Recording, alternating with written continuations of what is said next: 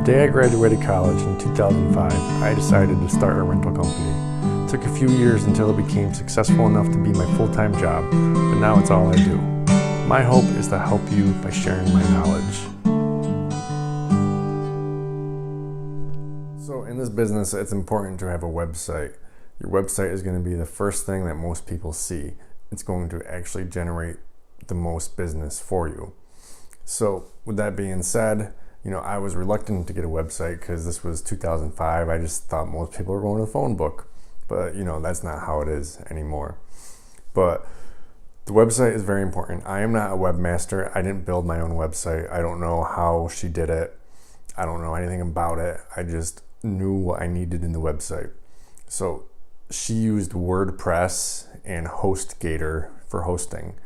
The hosting doesn't really matter. Each web person, has their own company they like to work with or whatever. But I think WordPress is kind of like one of those ones that's, it's a lot of people use WordPress. The key thing I wanted in my website was I wanted to be able to go in and change things, add pictures, add products, change price, add descriptions, rearrange things. My first website, a family friend made it. It wasn't that great of a website. I mean, it had the information, it had pictures and pricing, but I couldn't change things. I had to pay her every time I wanted to update a price or something.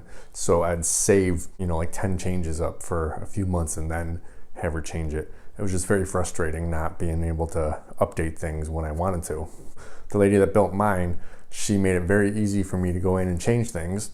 And because I don't exactly know what I'm doing, she actually made a step-by-step manual to change the pictures, change the price, add a description, actually add a new product on a particular page or add an entirely new page.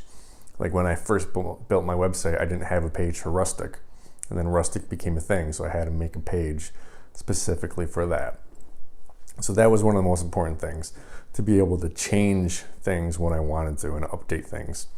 Then, even though I had my website and I had items on there, I found I was still getting a lot of phone calls asking questions, just 3 to 5 minute phone calls that were kind of I felt like were wasting my time. So then I decided to go in and add as much description as I could to the things that people were repeat calling about. So I'm going to show you a few of those things right now on my website where I added a more detailed description so that I could eliminate those 5 minute phone calls. I wanted all these people to be able to get their information right on the website, and when they call me, they're ready just to book, or I can answer more vague questions that I couldn't get on the website.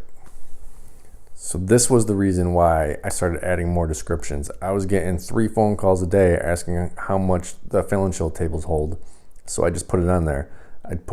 You described exactly how many cans they hold. And then I was getting a lot of phone calls a day. How many people do each table seat? 6 to 8, 8 to 10.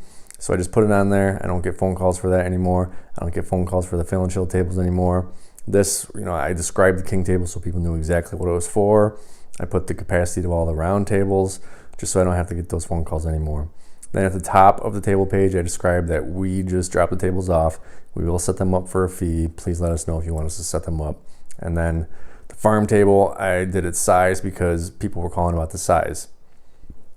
All our dinnerware, I have the price of each item for the collection. The bowls are separate because they're a little bit more expensive. But it's got the dimensions of each thing, the price of each thing, and then it goes down to our other collections, what's in that collection, the price of it, the size of it.